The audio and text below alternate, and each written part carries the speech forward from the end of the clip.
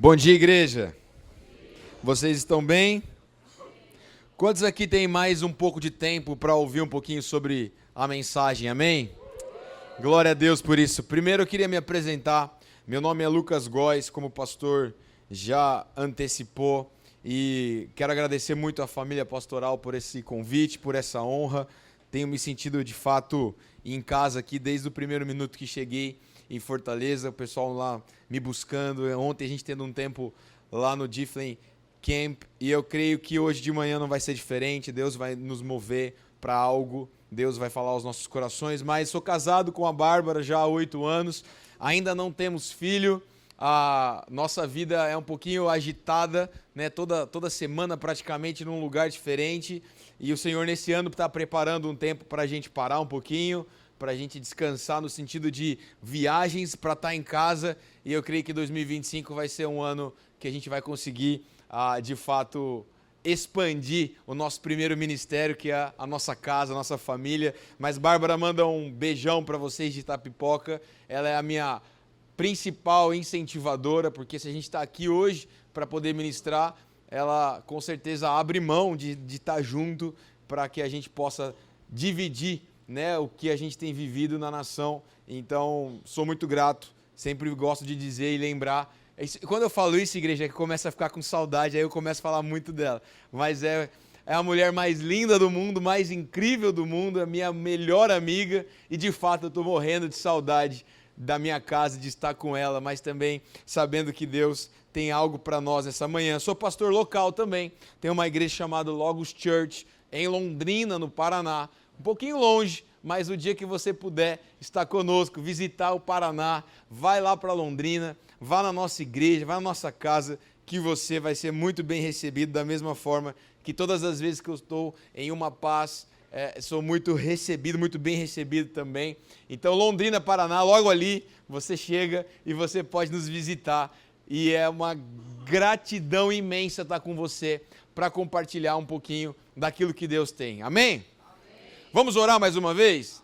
Para a gente começar, amém? Pai, em nome de Jesus, obrigado por esse dia, obrigado por esse tempo. Obrigado, Deus, porque nós sabemos que quando o Senhor está, há liberdade. Nós sabemos que quando o Senhor está, o seu Espírito se move em nós. E nós oramos nessa manhã para que haja uma liberdade, para que haja um mover da Tua presença em nossas vidas, nas nossas famílias, nas nossas casas. E eu te peço, Espírito Santo, agora que o nosso coração possa estar conectado com o seu coração, a nossa mente possa estar conectada com a sua mente, e que seja de fato uma manhã poderosa na tua presença, em nome de Jesus, amém. Gente, se você ficar percebendo, eu vou de um lado para o outro, eu sou agitado, eu não consigo me conter com o púlpito, eu não consigo me conter em ficar parado. Então vai treinando o seu pescoço aí para olhar para lá e para cá, porque de fato eu vou me mover bastante. E todas as vezes que eu tenho a oportunidade de ministrar a palavra, e isso é recorrente, é todo dia, porque não só num púlpito nós precisamos fazer a nossa vida uma demonstração da palavra de Deus. Então aonde a gente vai, aonde a gente está, é uma oportunidade crucial para que a gente possa ser usado por Deus. Então você, não importa se você não tem de repente o ministério da palavra como algo forte na sua vida ainda, mas quando você está na fila de um banco, quando você está na fila do seu escritório, quando você está na fila de uma padaria, do mercado, enfim, toda oportunidade ela é importante para você ministrar Jesus na vida das pessoas. E muita gente pergunta, mas pastor, como é que eu posso fazer isso se eu não sei pregar? A principal arma que Deus tem na tua vida para você usar é o seu testemunho.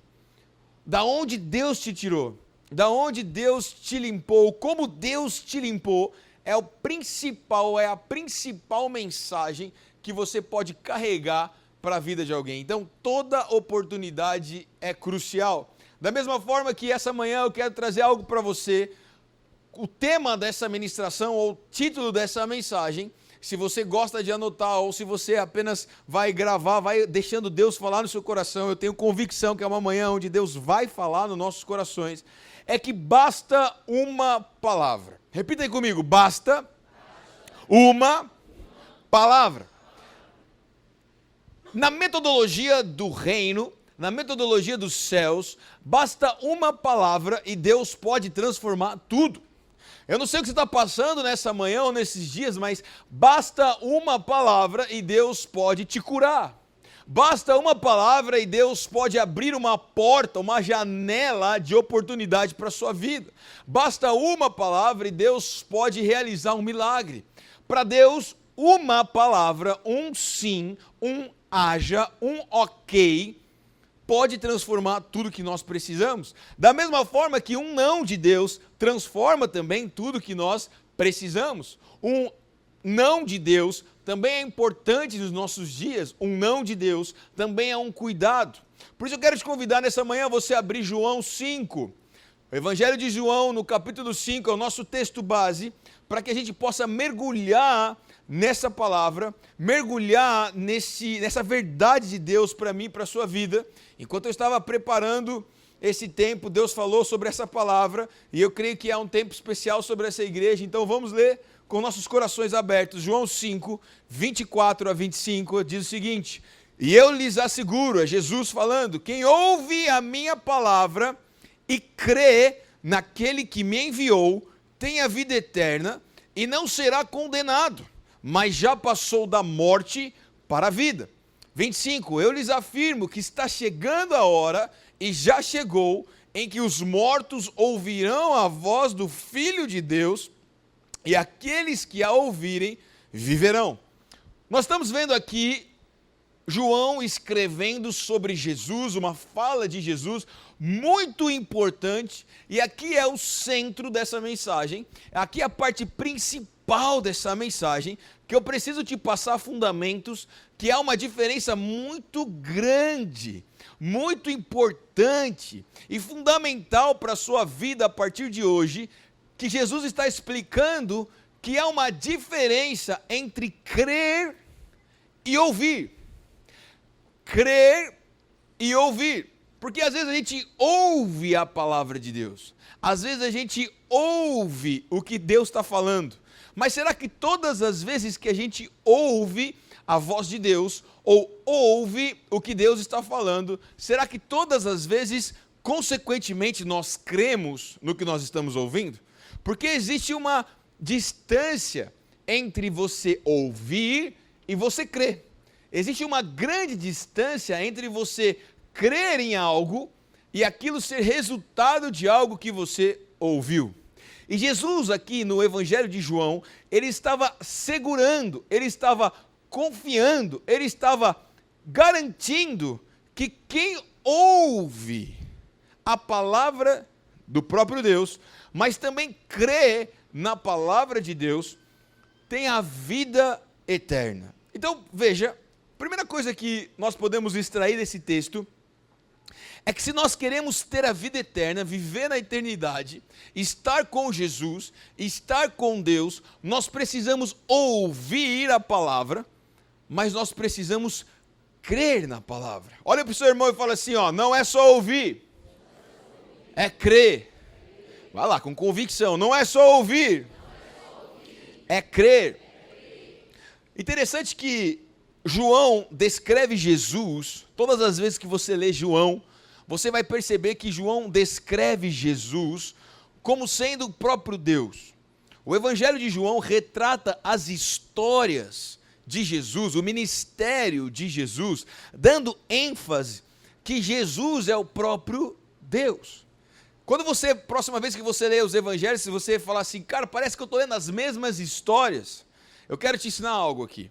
Mateus escreveu sobre Jesus na perspectiva de Jesus sendo um rei, um Jesus monarca, um Jesus figura real. Então todas as vezes que você lê alguma coisa de Mateus, você vai lembrar, Jesus aqui é como se ele fosse um rei. Quando você lê Marcos, e foi João Marcos que escreveu o Evangelho de Marcos, você vai perceber que são as mesmas histórias, mas a perspectiva do autor é que Marcos estava demonstrando Jesus como um servo. Então veja, você tem a mesma história, mas quando você vai para Marcos, Marcos escreve Jesus como um bom servo. Então sempre demonstrando serviço, sempre demonstrando a importância de servir. Mateus rei, Marcos, servo. Aí você vai para Lucas, mesmas histórias. Lucas descreve Jesus como um homem de carne e osso, como eu e você. Homem, carne e osso, que passou por coisas, tentações, frustrações, circunstâncias. E João, que é o que nós estamos lendo, retrata Jesus como Deus. Então, para você aprender, todas as vezes que você lê os evangelhos, tem diferença sim, porque Mateus retrata Jesus rei, Marcos retrata Jesus servo, Lucas retrata Jesus homem e João retrata Jesus Deus. Esse Jesus que nós servimos, por isso que ele é completo, porque ao mesmo tempo que ele é rei, ele é servo. Ao mesmo tempo que ele é Deus, ele é homem. Ao mesmo tempo que ele é homem, ele é rei. Esse Jesus que te limpou, esse Jesus que me limpou, esse Jesus que me curou, esse Jesus que te curou, ele é rei, ele é servo, ele é homem e ele é Deus. Olha para a pessoa do seu lado e fala assim, ele é completo. Mais uma vez, ele é completo. E Jesus está aqui falando algo que eu preciso te ensinar nessa manhã.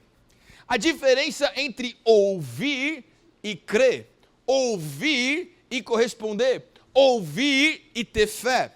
Crer é igual a ter fé.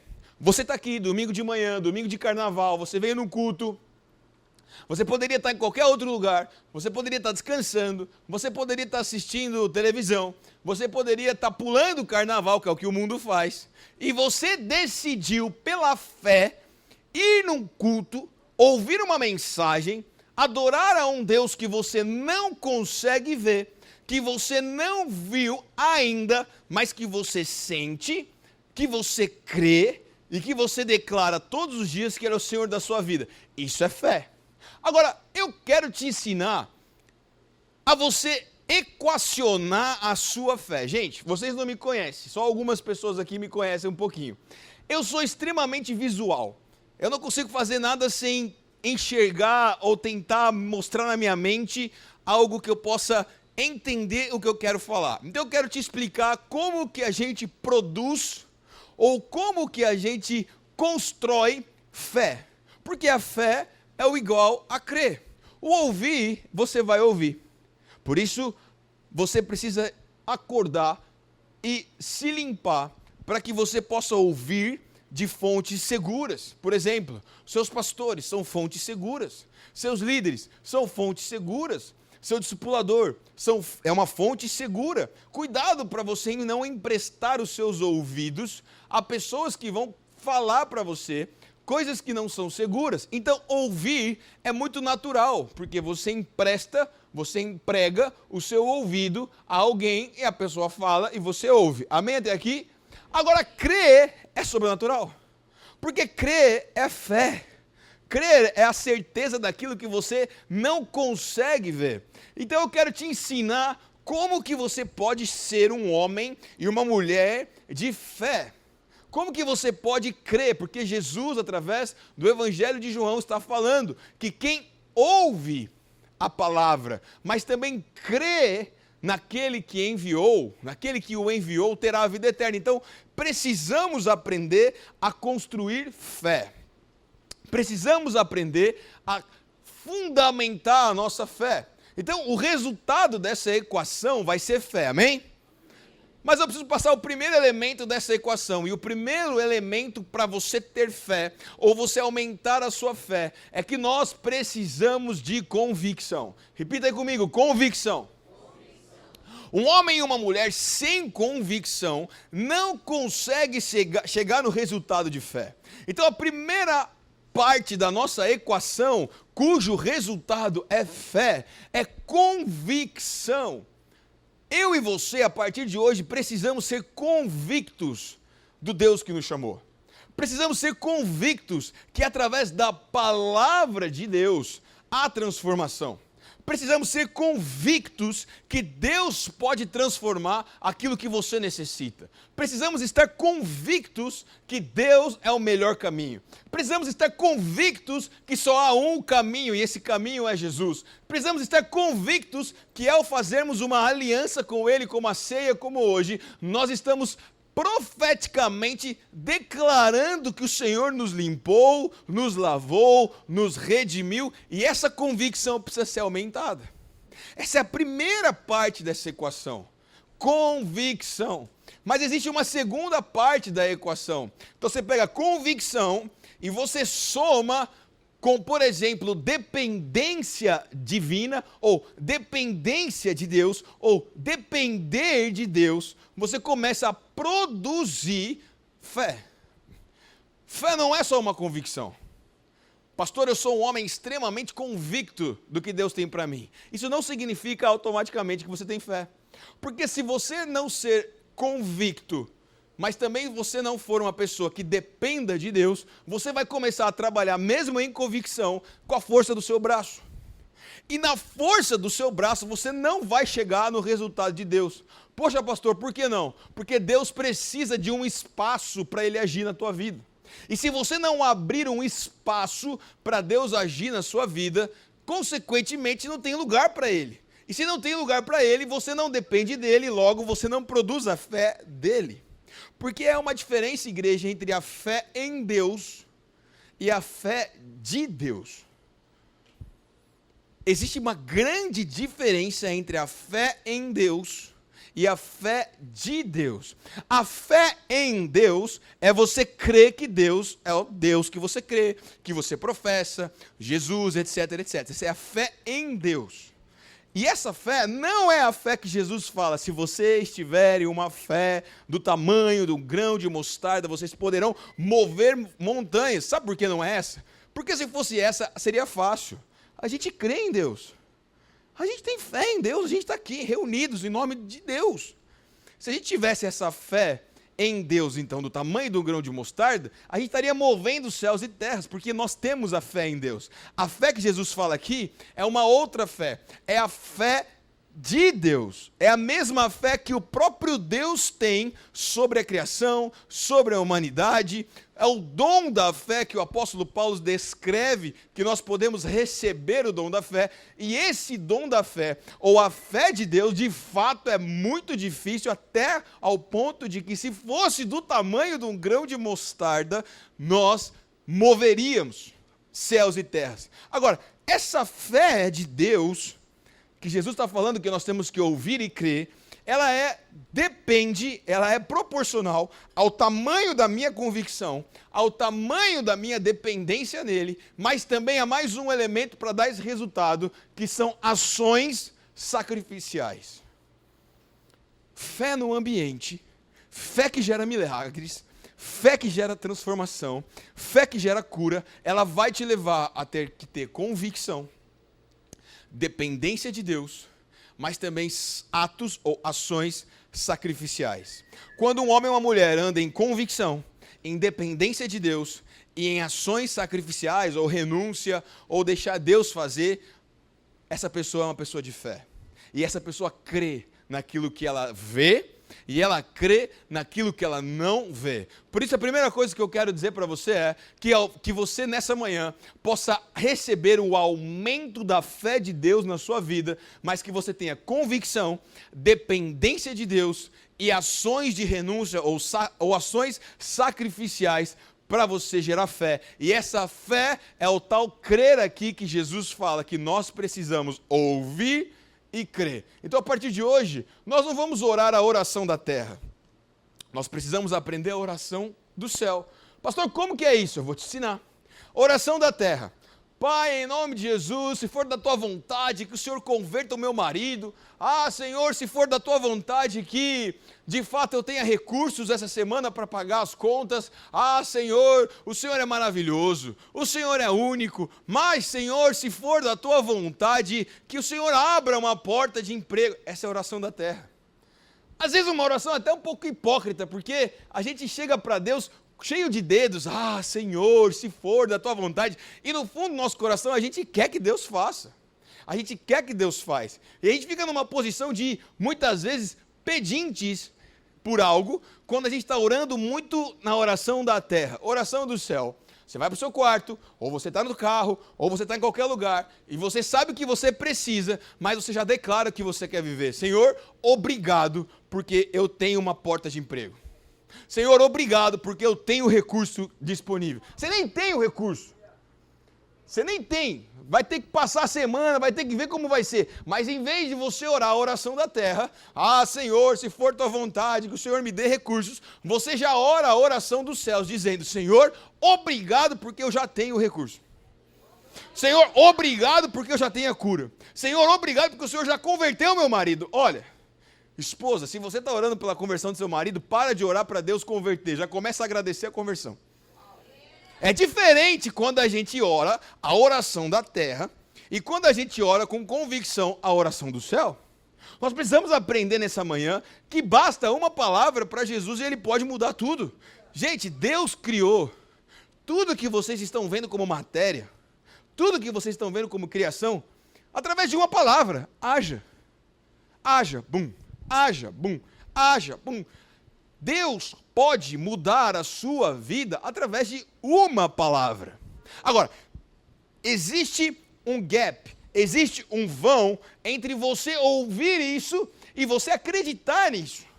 Você ouvir isso e você ter fé nisso. Agora, a fé, você já aprendeu o fundamento de que há 3 elementos para aumentar a sua fé. Repita aí comigo, convicção, dependência e sacrifício. Vamos lá, mais forte, tá, pipoca? Convicção, dependência e sacrifício. Então, fé não é tão simples assim. Não é um pensamento positivo. Não é, não, eu acredito. Eu acho que vai dar certo. Não, é convicção, é depender e é entrega, é sacrifício. Então, a partir de hoje, quando você lê mais uma vez João 5, que você possa ouvir a palavra dos seus pastores ou ouvir a palavra de Deus, mas você possa ter essa fé, crer de forma dependente, crer de forma sacrificial, crer de forma convicta, para que você acesse essa fé, a fé que Jesus fala que pode mover montanhas. Quer ver milagres na sua vida? Tenha fé. Quer ter fé na sua vida? Tenha convicção. Quer ter convicção na sua vida? Dependa de Deus. Quer depender de Deus? Vai ter que renunciar. Você entende que há um processo, há um ciclo de Deus para produzir fé. E essa fé é a fé que te cura. É a fé que transforma a sua casa. É a fé que transforma a sua família. Por quê? Porque o Jesus que a gente serve, o Jesus que a gente professa, o Jesus que a gente está aqui reunido nessa manhã, basta uma palavra para ele, e ele muda a sua história, ele muda a minha história, mas, porém, contudo, todavia, entretanto, no entanto, ele depende da tua fé, ele depende do tanto que você crê, o quanto você ouve, mas o quanto você crê. Por isso eu profetizo sobre a sua vida, que vocês não serão uma igreja que só ouvem a palavra, mas vocês serão uma igreja que tem fé na palavra, amém? Porque a fé, de fato, produz substâncias para que os céus declarem uma palavra, e essa uma palavra, ela muda o resultado na terra, amém? Agora eu quero te passar alguns exemplos. Eu começo com Abraão. Como uma palavra fez com que esse homem produzisse fé dentro dele, ao ponto dele se mover, e quando ele se moveu, nós vemos o resultado até hoje, na nossa vida, na nossa história. E é óbvio, quando eu falo de Abrão, eu não estou falando nem de Abraão ainda, estou falando de Abrão. Nós vemos um momento muito lindo da história de Abrão. Um momento onde, se você pegar e estudar no original da palavra, na Torá, na Bíblia em hebraico, não na Bíblia que foi traduzida, que passou por vários tipos de linguagem, eu estou falando da Bíblia original, do hebraico, da Torá. Quando você vai ler a Torá e estudar a Torá, os primeiros 5 livros da Bíblia, o Pentateuco, você vê que quando Deus fala a Abrão, antes de Deus passar para ele qual seria a missão, e a missão que você sabe muito bem, sai da tua terra, da tua parentela e vai para a terra que eu te mostrarei, ele fala, Abrão responde no original, Hineni, que é essa palavrinha que vocês estão ouvindo bastante, e logo na sequência, Deus fala 2 palavrinhas um pouco mais difíceis de pronunciar, que é mais ou menos assim, ó, vou tentar teatralizar para vocês. Abrão, Hineni, Lerleha. Olha para o seu irmão do celular e fala assim, Lerleha. Lerleha. Agora aponta para ele e fala assim, ó, você vai falar hebraico em nome de Jesus. Ler Lerá, olha o nome bonito para você pôr no seu comércio aí. Ler Lerá, flores. Ler Lerá, escritório de contabilidade. Brincadeiras à parte, é isso que está no original. O que significa Ler Lerá? Será que significa sai da tua terra, da tua parentela e vá para a terra que eu te mostrarei? Não. Essa sai da tua terra, da tua parentela e vai para a terra que eu te mostrarei, foram as traduções que foi trazendo significados mais gostosos para a gente ouvir, mais concordantes para a gente ouvir. Mas quando Deus fala Ler Lerá, Deus estava falando para Abraão assim, ó, você vai ter que sair, mas eu quero uma viagem para dentro de si mesmo. Você vai viajar para dentro de você. Abraão, ele teve que se mover geograficamente. A Bíblia fala que ele morava numa cidade chamada Ur dos Caldeus. E essa cidade era muito top. Era uma cidade extremamente próspera. Abraão era um cara muito próspero. Era uma cidade que estava inventando escrita. Era uma cidade que inventou a roda. Era uma cidade que inventou várias coisas, porque era uma cidade de pessoas intelectuais. Então é como se ele morasse numa cidade muito top. E Deus fala para ele, agora eu preciso que você vá para uma terra que eu te mostrarei. Só que Deus estava convidando ele para uma jornada para dentro de si. Abraão andou 1.845 quilômetros exatos, a pé com sua família, seus servos ali e tal. É mais ou menos, eu não sei se você vai entender, mas é mais ou menos de Londrina, Paraná, até o Espírito Santo, Vitória no Espírito Santo a pé. Foi mais ou menos essa a intensidade da jornada de Abraão, que ele teve que ir geograficamente para chegar até a terra dele. Mas Deus estava convidando Abraão para uma jornada para dentro de si. Quando eu paro para pensar nisso, eu já começo a lembrar, poxa, qual que era o grande sonho de Abraão? Era ter filho. E Sara não podia dar um filho. A Bíblia fala que eles já tinham idades avançadas. E eu fico imaginando esse processo de uma viagem física, geográfica, mas essa viagem Ler Lerá, onde Deus estava falando para ele, eu preciso do teu coração, uma jornada interna. Eu fico imaginando Abraão indo até esse lugar, saindo dessa cidade top, obedecendo Deus, tendo fé, convicção, dependendo, tendo ação sacrificial, mas ao mesmo tempo pensando, poxa Deus, eu aceitei a missão. Poxa Deus, eu falei sim para o Senhor. Poxa Deus, eu estou indo, eu estou me movendo. Será que o Senhor não pode, por um milagre, abrir o ventre da minha esposa e dar um filho? Você acha que Abraão, a Bíblia não fala isso, mas vamos lá, vamos ser sinceros uns com os outros. Você acha que Abraão não questionou Deus? Você acha que em nenhum momento das suas limitações e frustrações, como eu tenho, como você tem, você acha que Abraão não ficou, cara, eu preciso que o Senhor também me ajude a gerar o meu milagre, a ter o meu filho. Eu quero o filho da promessa. Tanto é que Abraão não consegue esperar, Sara não consegue esperar, ela permite que Agar, a sua serva, se deite com Abraão, e eles têm um filho chamado Ismael, e tudo isso que a gente vê hoje, em termos de guerra, em termos de problema no mundo árabe, faixa de Gaza, Israel, nada mais é do que Ismael e Israel. É o fruto da desobediência de Sara e Abraão, da antecipação da bênção que se tornou uma maldição. Hoje a gente vê o quê? Uma guerra. A gente vê um povo que não consegue se cruzar perto. O olhar já faz um matar o outro. A raiva que tem, o ódio que tem, nós vemos nessa história, porque toda bênção antecipada, ela gera maldição. Toda bênção antecipada, ela gera maldição. Então bastou uma palavra para Abraão. Bastou Deus falar, vá, vai, faça o que tem que ser feito. Abraão obedeceu. Mas a fé de Abraão, tanto é que ele é conhecido como o pai da fé, a fé de Abraão precisou levar ele para essa jornada para dentro de si, para essa jornada de renúncia, para ele construir um caminho com Deus. Amém até aqui? É só para você entender o processo de um sim de Deus, de uma palavra de Deus e o que isso move nos céus. Agora, não tem como falar sobre basta uma palavra de Deus sem trazer o exemplo de Jesus. Nós começamos essa mensagem, ou essa reflexão falando de Jesus. Jesus declarando que aquele que ouvir e crer terá a vida eterna. Agora, Jesus, quando ele estava como homem na terra, Jesus ele tinha ações também que uma palavra transformou a vida de algumas pessoas. E a primeira pessoa que Jesus, ao passar, gerou uma palavra, e essa palavra mudou completamente a pessoa, é Pedro. Pedro era um pescador, você sabe de cor e salteado essa história. Pedro estava trabalhando, da mesma forma que você sabe que Pedro era extremamente expansivo, extremamente sanguíneo, extremamente fazia, depois pensava. Pastor, como que você sabe disso? Bom, é só você ver, momento crucial, Jesus sendo preso, o que Pedro faz quando os guardas chegam para pegar Jesus? Pedro pega a sua espada e passa na orelha de Malco, do soldado. Por quê? Porque Pedro agia e depois pensava. Mesmo andando com Jesus 3 anos, Pedro não estava 100% santificado. Já naquele momento veio o velho homem, eu vou resolver a parada aqui, você não vai pegar meu mestre. Então Pedro ele era esse tipo de cara.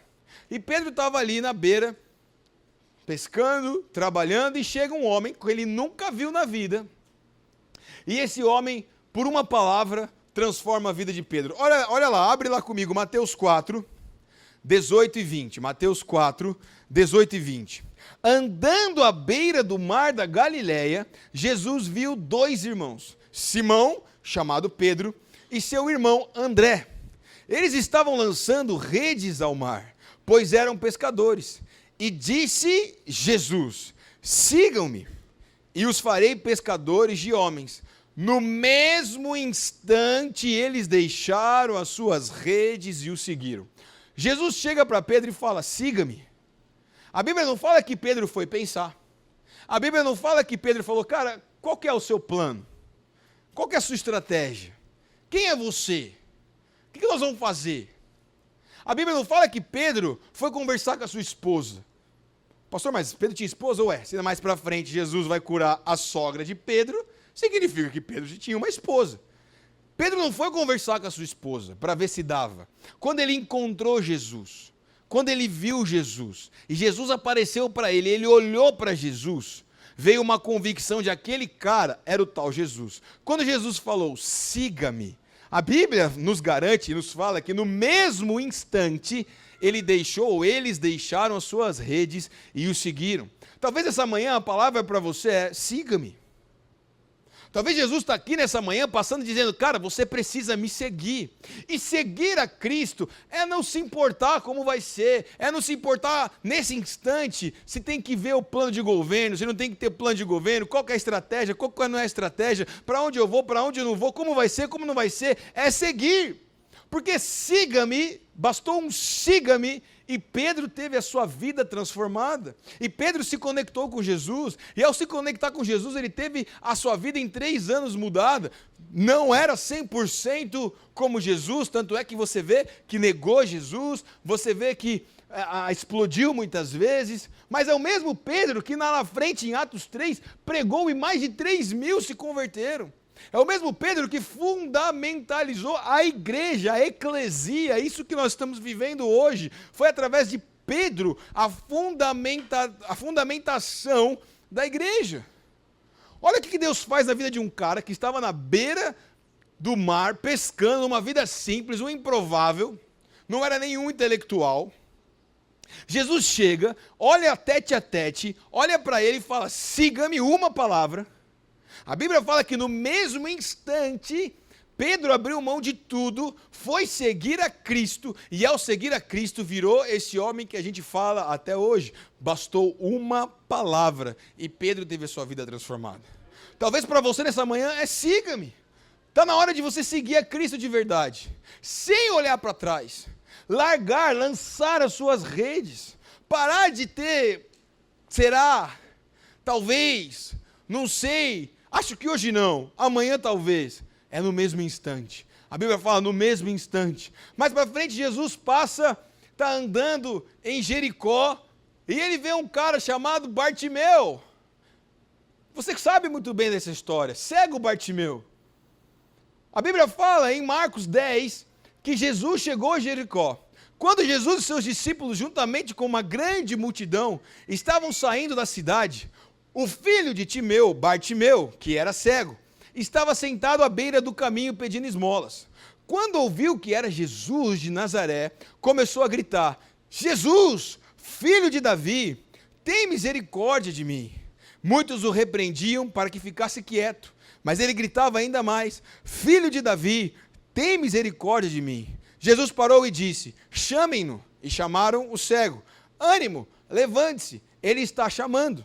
Lançando sua capa para o lado, deu um salto, pôs-se de pé e dirigiu-se a Jesus.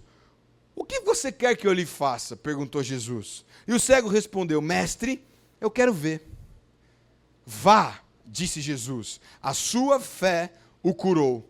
Imediatamente ele recuperou a visão e seguia Jesus pelo caminho. Jesus falou: vá. Bastou uma palavra. A mesma intensidade do siga-me de Pedro é a mesma intensidade de Jesus passando por Jericó, olhando para Bartimeu e falando: vá, vá, ação, você precisa ir. Vai, cara. Uma palavra curou aquele cego. E o cego que você aprendeu a sua vida inteira que o nome dele era Bartimeu, mas eu quero fazer um parênteses aqui, o nome dele não é Bartimeu. Não é Bartimeu. Vou fazer um parênteses aqui na ministração para te ensinar algo. Davi, no momento de Davi, ele estava, a Bíblia fala que na primavera, Davi escolheu ficar em casa. E na primavera era o momento que os reis tinham que ir para a guerra. Então Davi fez uma escolha errada. Davi escolheu ficar em casa. E Davi, no certo dia, de manhã, foi na varanda. Eu brinco que é a varanda maldita.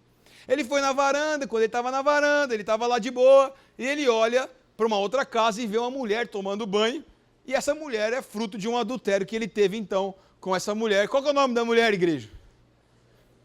Mais alto. Não é. Não é. Talvez sua cabeça veja, quen. Porque a gente aprende errado, porque a gente lê errado, porque a gente não vai para o original. Eu fui fazer uma pós-graduação em arqueologia bíblica.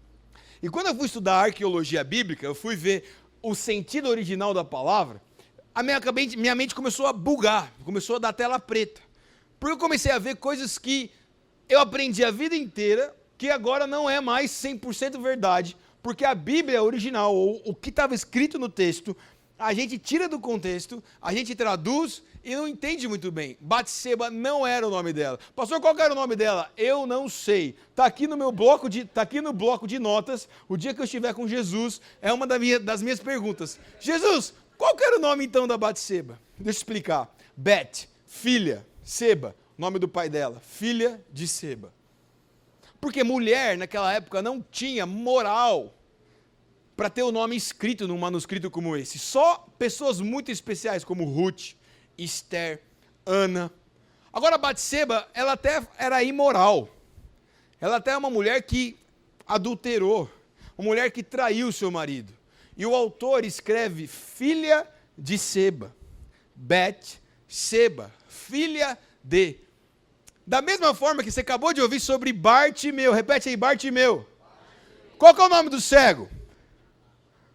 Qual que é o nome do cego? Não sei também, cara. É o Timeu Júnior. Porque Bar é filho. Timeu, o pai dele. Pastor, você está maluco? Vamos ler? Marcos 10.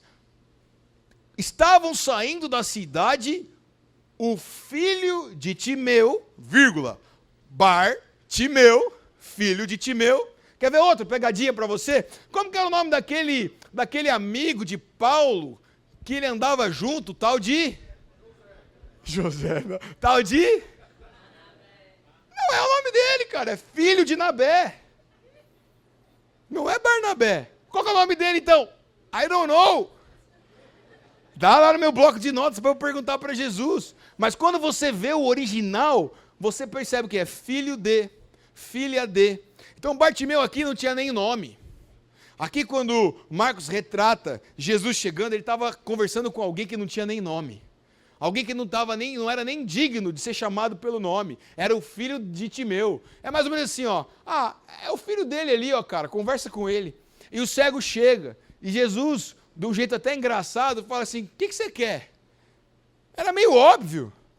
O cego queria voltar a enxergar. Jesus, sendo Deus, poderia muito bem olhar e falar assim, cara, seja curado, em nome de mim mesmo. E ele ia ser curado. Mas ele fala, o que você quer? Porque às vezes Deus vai perguntar para a gente, o que você quer?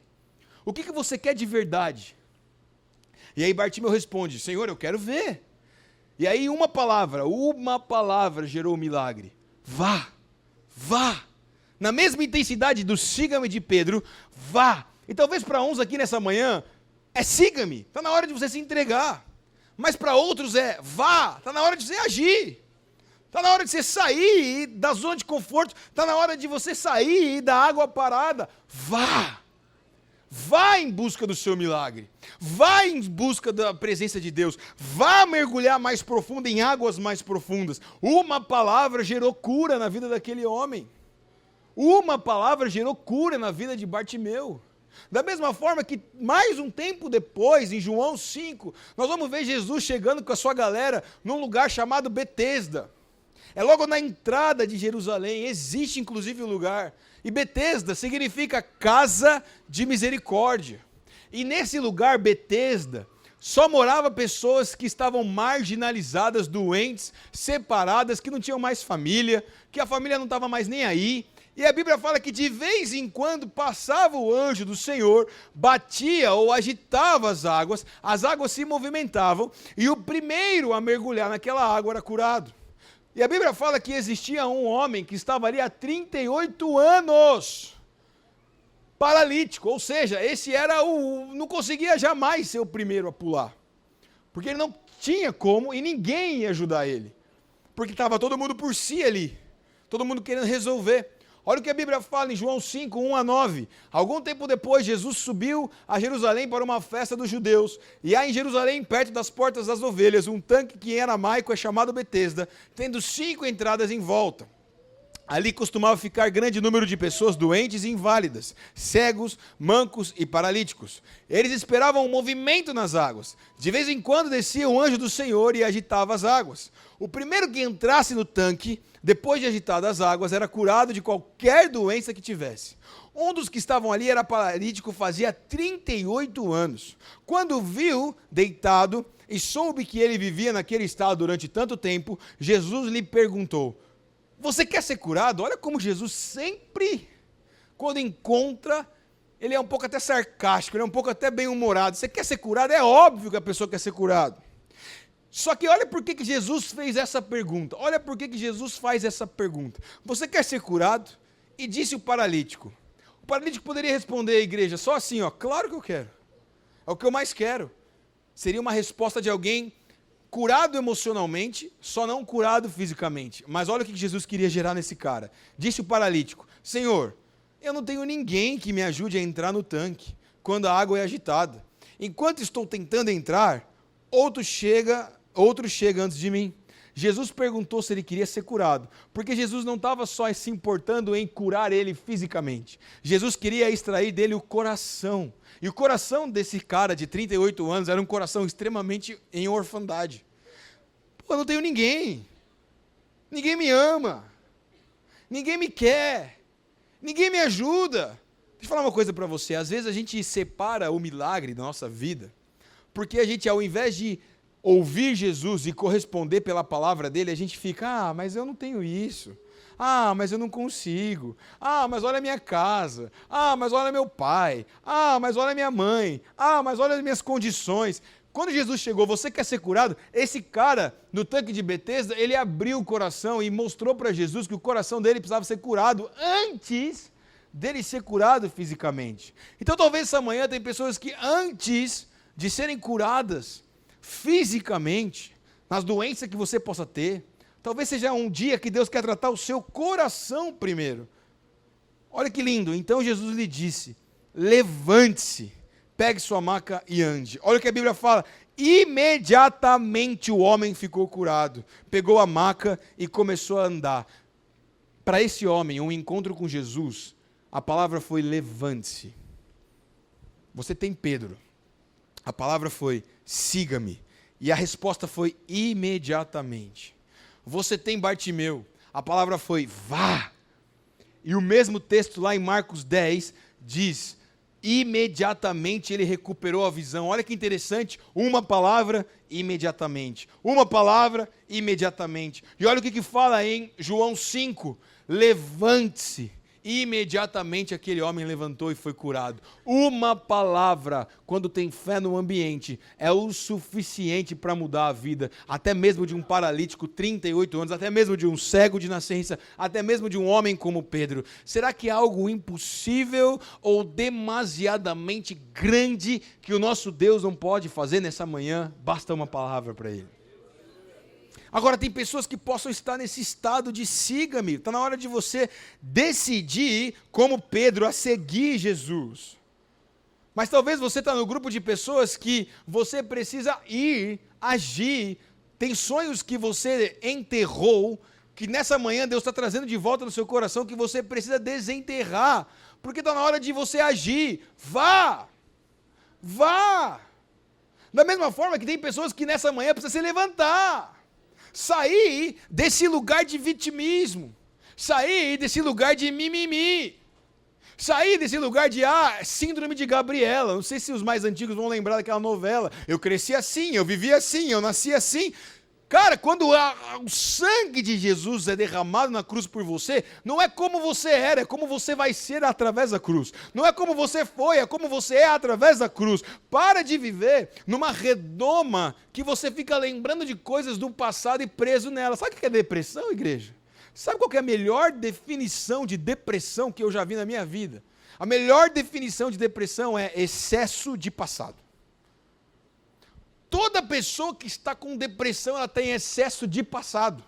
Ela fica voltando, porque eu fiz isso, porque aconteceu isso, porque minha vida é isso, porque... Excesso de passado gera depressão. Da mesma forma que excesso de futuro gera ansiedade. Pessoas que têm transtorno de ansiedade é porque tem excesso de futuro. Como que vai ser amanhã? Como que eu vou ter dinheiro? Como que eu vou casar? Como que eu vou pensar? Eu estou com 30 anos, eu não tenho esposa. Cara, excesso de futuro, isso gera ansiedade. Qual que é o segredo? O segredo é estar no meio. Eu nem posso estar preso no meu passado e nem muito preocupado com o meu futuro. Eu preciso entender que Jesus construiu um novo futuro quando Ele me limpou do meu velho passado. Pode aplaudir a Jesus, glória a Deus. Está na hora de a gente se levantar. Talvez Deus me trouxe aqui nesse domingo, nesse dia, para dizer, cara, levanta. Sai desse lugar de, mas eu sei, mas é difícil, onde eu moro. Olha.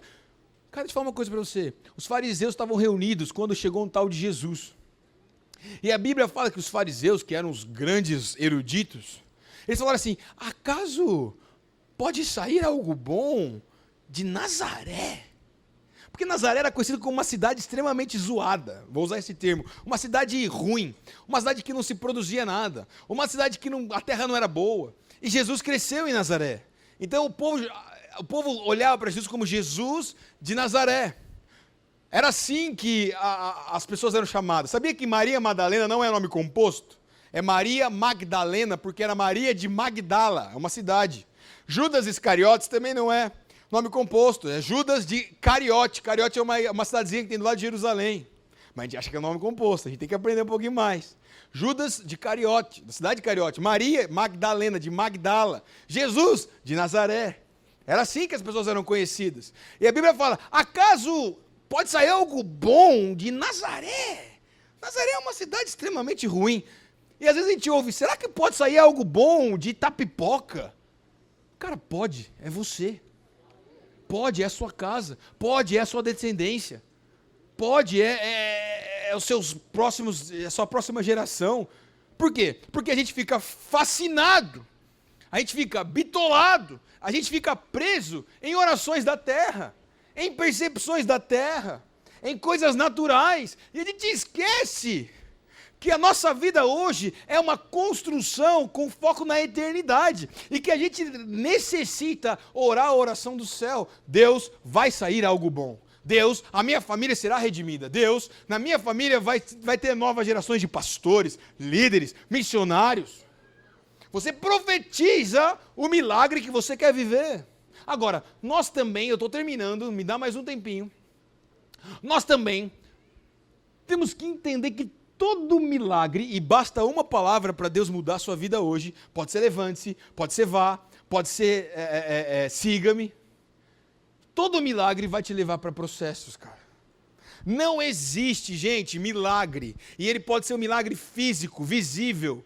Não existe milagre que Deus não te leve a lugares de processos. Só que a gente quer o milagre, a gente quer ver a cura, a gente quer ver a restauração, mas a gente não está disposto a ir passar pelos momentos de vale, os momentos de deserto. Deixa eu falar uma coisa para vocês, igreja do Senhor.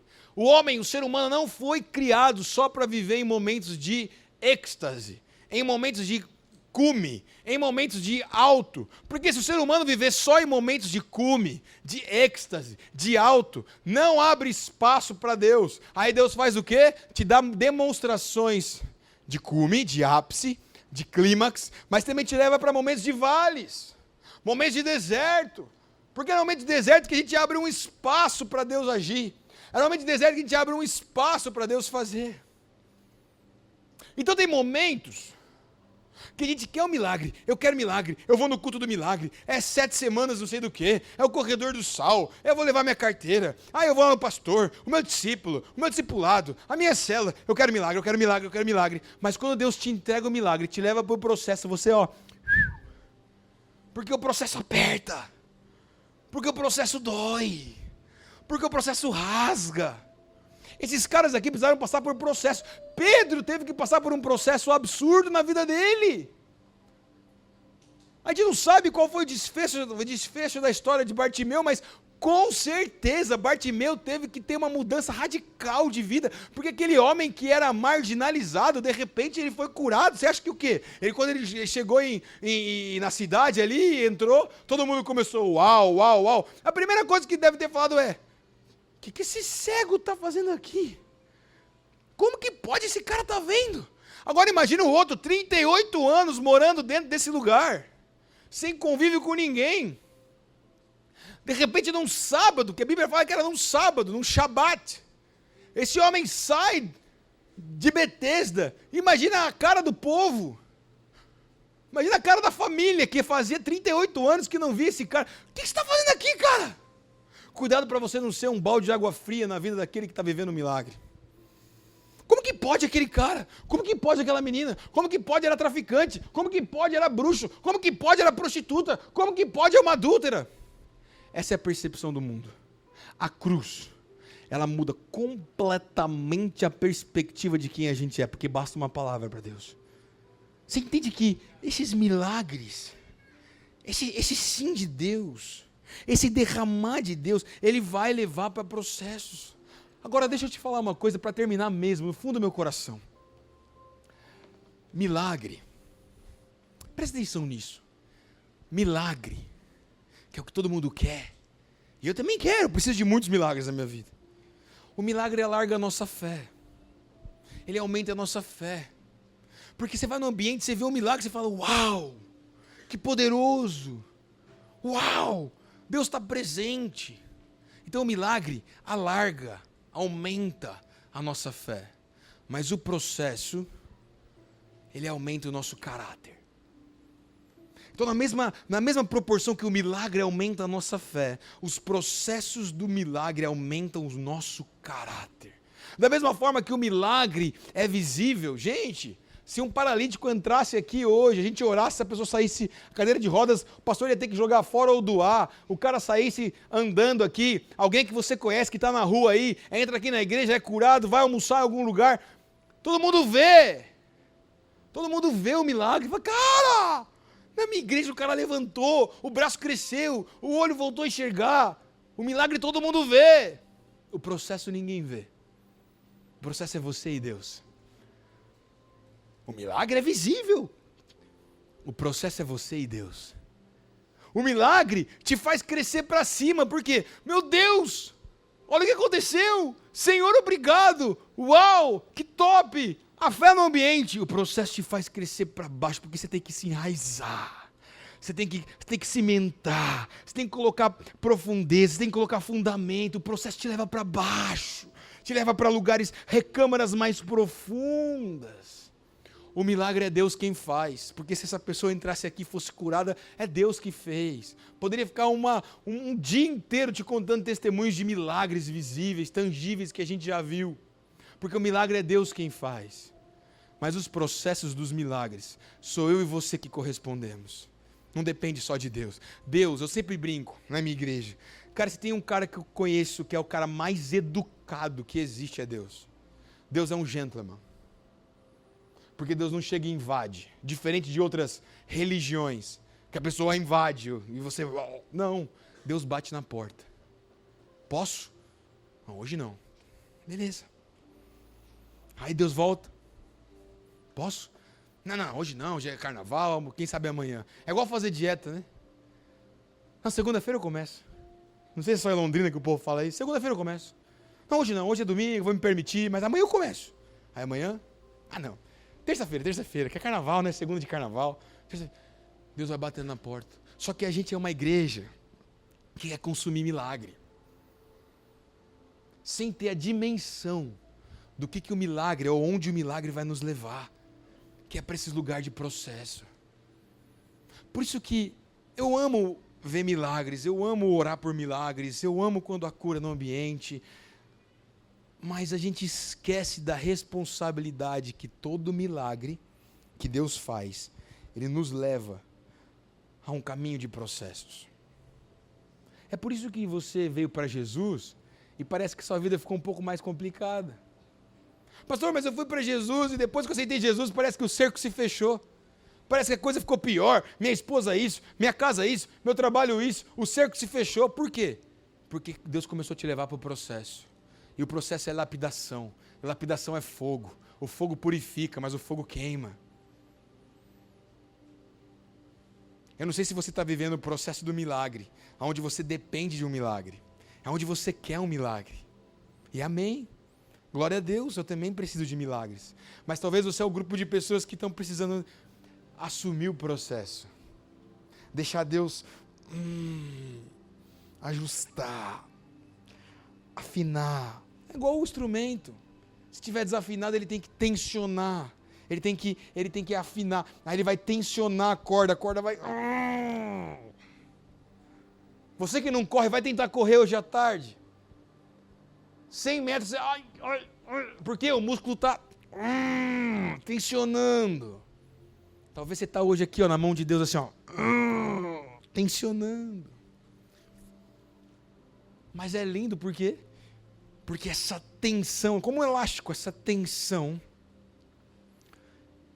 ela te leva para cada vez você estar mais adaptado. Aí a tensão vai aumentando, o raio vai aumentando, você está mais adaptado, vem processos novos, vem recâmaras novas, vem desafios novos. Não vamos esquivar dos processos em troca de um milagre. Pastor, minha vida, meu pai, minha mãe, milagre, glória a Deus, Deus faz, pode fazer hoje, basta uma palavra, levante-se, vá, siga-me. Mas vamos escolher o processo, porque o processo ele rasga. O mesmo Davi com Batseba, a Bíblia fala que quando ele percebeu o que ele tinha feito, ele rasgou as suas vestes, ele colocou roupa de saco, ele se humilhou, ele jogou cinza sobre a sua cabeça, tipo assim,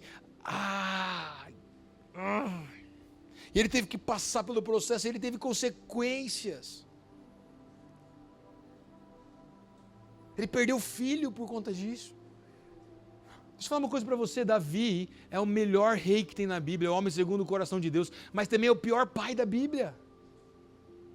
É o pior pai da Bíblia, pastor. A casa de Davi era uma bagunça. Absalom, pai da paz. O menino morre porque queria pegar o lugar do pai. O filho que quando foi concebido, Davi olhou e falou assim, meu Deus, Absalom, pai da paz. Esse menino aqui, eu estou profetizando que ele vai ser o pai da paz. É o mesmo menino que por conta de Davi trabalhar demais e não conversar com seus filhos, quando ele percebeu, Absalom soube que Amnon, seu irmão, tinha tido um caso, um incesto com Tamar, sua irmã. Então na casa de Davi tinha um estupro. E quando Absalão foi conversar com Davi, Davi estava muito preocupado com o trabalho. Davi não quis resolver o conflito. A Bíblia fala que Absalão ficou com raiva, mandou matar Amnon. Agora tem, além de estupro, na casa de Davi tem um assassinato. E depois Absalão briga com o pai, foge de Israel, quer lutar contra o pai e morre na lança do principal capitão do exército de Davi. Olha a casa de Davi. Você acha que esse era o futuro que Deus tinha para Davi? Não, mas Davi escolheu algumas coisas, Davi escolheu passar por alguma coisa, e Davi escolheu esquivar dos processos.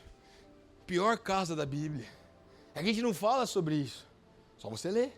2 Reis.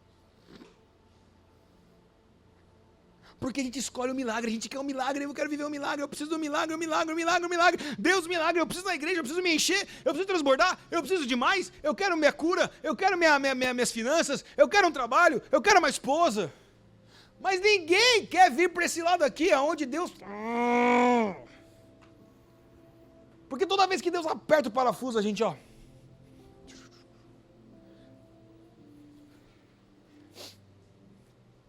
Deus me trouxe aqui nessa manhã, nesse dia, nessa estação, para gerar em você a dependência de um processo. Nós precisamos, igreja, ir para esse processo de Deus. Um culto maravilhoso como o culto de ceia. Um culto onde a gente fica mais introspectivo, pensando, repensando nossa vida. Mas será que a gente pega, mesmo que simbolicamente, obviamente, esses elementos, será que a gente honra esse sacrifício?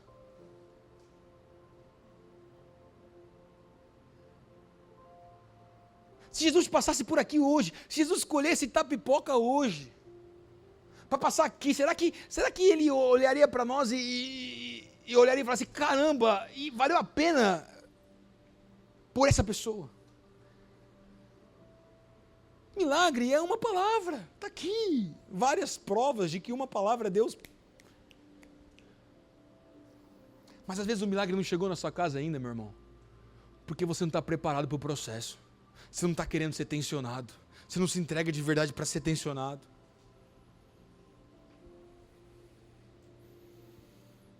Existe diferença entre justiça, misericórdia e graça. Eu termino com isso.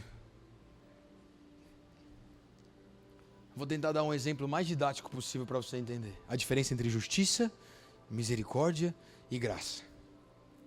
Justiça. Faz de conta que eu sou menor de idade, eu pego o carro escondido do meu pai, dou um rolê, vou lá no portão desse casal precioso aqui e bato o carro no portão deles. Pá! Porque eu sou um menino, sou imaturo. O que é justiça? Ele vai sair pra fora, pô, cara, olha o que você fez, eu quero que você pague o meu portão, você paga o teu carro, se vira aí com o teu pai e vamos resolver a parada. Justiça, amém? Justo. Misericórdia, mesmo cenário, eu vou lá, bato o carro no portão desse casal. Esse meu amigo sai lá, olha pra mim, eu tô desesperado, sou um menino, sou imaturo, fiz caca. Carol, que você fez no meu portão e tal, vamos fazer o seguinte, resolve o carro com o teu pai e o portão eu resolvo aqui. Isso é misericórdia. Ou seja, ele teve misericórdia na minha vida, mas eu vou ter que colher consequências, porque eu vou ter que chegar em casa. Eu vou ter que chegar pro meu pai e falar, pai, o carro tá batido. Eu peguei escondido. Me perdoa. A misericórdia desse casal fez com que eu não precisasse pagar o portão. Mas as consequências vou colher. Misericórdia. Agora, graça. Para você entender o nível de graça. E só Jesus é capaz de dar graça. Mesmo cenário, eu vou, bato lá, ele sai e fala assim, cara, não, tranquilo. Seguinte, vem aqui do lado, tem uma oficina. Vamos lá levar teu carro para consertar. Ele vai, me leva na oficina. Chega pro amigo dele, ó, o carro dele ficou R$500. Olha só, ele vira para mim e fala assim, não, cara, pode deixar que eu vou pagar o teu carro. Pagar meu carro? Eu vou pagar o conserto, deixa que eu pago o portão. E é o seguinte, vai ficar pronto em quanto tempo, Luiz? Vai ficar pronto em 4 horas, beleza. Seguinte, vamos almoçar comigo, vou pagar um almoço para você. Ele falando para mim, eu bati o carro, ele tá pagando o meu carro, tá me levando para almoçar, chega no almoço ele fala assim, cara, gostei de você, menino. Como diz no Sul, eu estava semana passada no Rio Grande do Sul, gostei de você, guri. Cara, além disso, além de pagar o carro, além de pagar o almoço, vamos fazer um combinado, você está com quantos anos? Estou com 16. Com 18 anos, eu vou te dar o carro. Aliás, eu vou pagar até a autoescola. Convenhamos que isso é impossível, certo? Quem vai fazer isso, cara? Bateu no portão, a primeira coisa que a gente faz, mas você tá maluco? Paga meu portão. Quero que você se lasque, sem seu carro. É a primeira coisa que a gente faz. Jesus, ele nos chama para comer, ele nos limpa, ele nos dá um carro novo, ele nos chama na autoescola, ele não tá nem aí se o carro bateu, ele não tá nem aí se o portão quebrou, ele não tá aí se você vai e vem, ele não tá aí se você desiste, ele não tá nem... É graça. É graça. É graça. É graça. É graça. É graça. É graça. É graça. E é de graça. Sabe por que eu sou apaixonado pela religião cristã? Porque é a única religião que você não tem que fazer alguma coisa, condição para ir para Jesus. Com todas as outras religiões, você tem que trazer não sei o quê, tanto de vela preta, é a galinha não sei das quantas, é não sei o quê. Outra, você tem que pular 7 ondas, comer pipoca. Vai pro raio que ela parta. É muita condição para você chegar em algum lugar. Jesus vem do jeito que você tá. Vem do jeito que você tá, cara. Você não precisa trazer nada. Só vem. E quando você vai, tem um banquete preparado. Eu vou largar a mão disso para ir num lugar que eu tenho que ficar fazendo 7 ondas, e a pipoca, e barará, e outra, o cara não me respeita porque vai me incorporar. Que isso, cara? Sai daqui. Amém. Um pouquinho dos infernos. Como diz aqui no Nordeste, vá lá pro cão. Que o cão te carregue. Meu irmão, essa graça está disponível. Só que não tem como a gente escolher viver um milagre sem também escolher viver o processo. Por isso, talvez para uns nessa manhã siga-me. Está na hora de seguir a Cristo, cara. Está na hora de se entregar de verdade. Ah, pastor, mas eu já fiz essa oração, eu já orei. Eu sei, mas talvez está na hora de você falar de verdade. Porque você só está aqui na equipe de que quer um milagre. Você não se disponibilizou em viver o processo. Talvez você é da equipe que é o vá. Está na hora de agir. Para de senso crítico, faça alguma coisa. Às vezes vai uns caras lá na minha igreja, marca gabinete comigo. O cara, não, porque eu acho que tem que fazer isso, aquilo, sabe o que eu faço? Eu faço isso literal. Eu levanto da minha cadeira. Os caras até assustam, as pessoas até assustam. Eu levanto da minha cadeira, eu vou onde a pessoa está sentada. Eu sento do lado, são 2 cadeiras, eu sento do lado e falo assim, agora você senta lá. Não, pastor, mas... Senta lá. Não, mas senta lá. Aí eu fico aqui, com essa cara de bravo que eu tenho. Aí ele senta na minha cadeira e eu falo, então tá bom. Senta um pouquinho nessa cadeira aí. O que você faria diferente? Não é... Aí eu falo, sai, volta pro seu lugar, senta aqui. Deus me chamou para liderar a igreja. Se Ele quisesse, Ele chamava você. Agora, se você quiser sentar, senta, velho. Você vai me dar até mais liberdade para eu viajar, para eu conhecer gente nova, para eu não precisar ficar com pessoas enchendo meu saco. Porque a igreja é isso, a igreja... Senta. Vamos parar. Vamos parar. Está na hora de você agir. Está na hora de você agir. Movimenta essa água. Água parada da dengue. Água parada cheira mal. Às vezes está cheirando mal, meu irmão, espiritualmente. Você não percebe. Você pode usar o perfume mais top da galáxia, mas está fedendo. Espiritualmente você é fedido. Porque está parado. Vá. E para outros é levante-se, sai desse lugar, desse vitimismo. Ah, mas minha vida. Sabe o que eu falo para os adolescentes da minha igreja? Porque os adolescentes são campeão em vitimismo. Eu brinco que é a geração Nutella. Eu pego meus líderes lá de adolescentes e falo assim, vocês vão pegar essa molecada, vocês vão levar lá para o Hospital do Câncer de Londrina. E vocês passam a tarde inteira fazendo evangelismo, falando de Jesus no Hospital do Câncer. Para esses moleques ver o que é estar num problema de verdade. As meninas vão fazer isso, volta tudo convertido. Volta missionário, pastor, apóstolo, evangelista, líder de célula. Mas daí quando vai pro processo também, ó. Por quê? Geração fast food, acha que o milagre é pastel. 3 minutos depois está pronto. Tudo que é rápido, meu irmão, tudo que é atalho, tudo que corta caminho, vai terminar rápido, vai acabar rápido. Nós precisamos escolher as coisas que são eternas. Demora mais. Mas a gente vai viver na eternidade. Por isso eu quero convidar a igreja a se colocar em pé. Eu sinto no meu espírito que essa é uma mensagem, eu me estendi um pouquinho.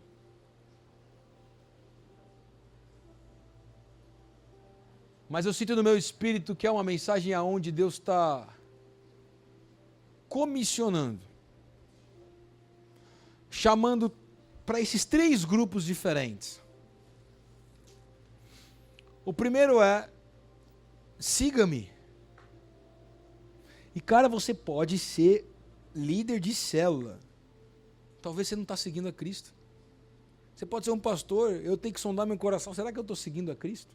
Ou será que eu estou seguindo as minhas emoções, os meus desejos?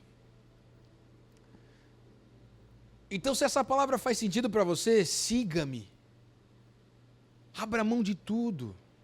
Eu não estou falando aqui só de chamado, tá, gente? Eu estou falando aqui de seguir a Cristo. De professar Cristo. De viver Cristo. De ser como Paulo, que para mim morrer é lucro. Talvez é uma manhã onde Deus quer uma nova aliança contigo. Essa semana cheguei do Rio Grande do Sul e cheguei em casa, minha aliança estava toda fosca. Por causa de academia, vai raspando. E aí eu olhei para minha aliança, segunda-feira, terça-feira, eu falei, cara, vou mandar polir. E eu fui, levei lá, ficou o dia inteiro a aliança polindo, tô olhando para ela, tô apaixonado pela minha aliança, é a mesma aliança, tô apaixonado por ela essa semana, que tá brilhando, novinha. Talvez hoje a tua aliança com Deus tá fosca. Tá arranhada.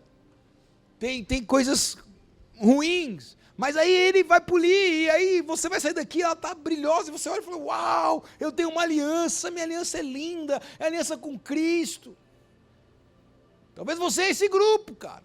Então veja, você tem aliança com Deus, não é que você vai fazer uma aliança com Deus, você tem. Mas você precisa limpar essa aliança. Você precisa restaurar essa aliança. Você precisa, como eu fiz, fisicamente, polir a aliança. Se você faz parte desse grupo, eu sei que eu estou numa igreja madura, eu quero te convidar a sair do seu lugar e vir aqui na frente. Se você quer seguir a Cristo, é seguir, eu vou, eu me entrego, eu quero renovar.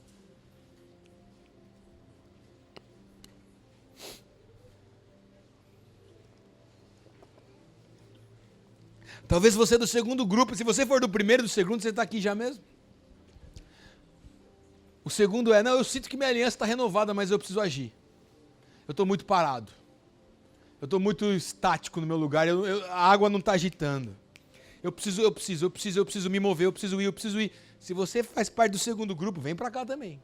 E se você faz parte do terceiro grupo, se você é dos 3, você está no lugar certo na hora certa. Hoje é kit completo, os 3, é o combo 3. É o 3 em 1. Se você está num lugar de vítima, não consigo sair disso, vem aqui para frente. O Ministério de Adoração vai ministrar uma canção. Enquanto essa canção vai ser cantada, não vou forçar, não vou fazer nada. O Espírito Santo vai te conduzir. O Espírito Santo vai te levar. O Espírito Santo está trazendo novas estratégias, novos alinhamentos, uma nova convicção. Deixa Deus falar com você nessa manhã. Deixa Deus falar com você.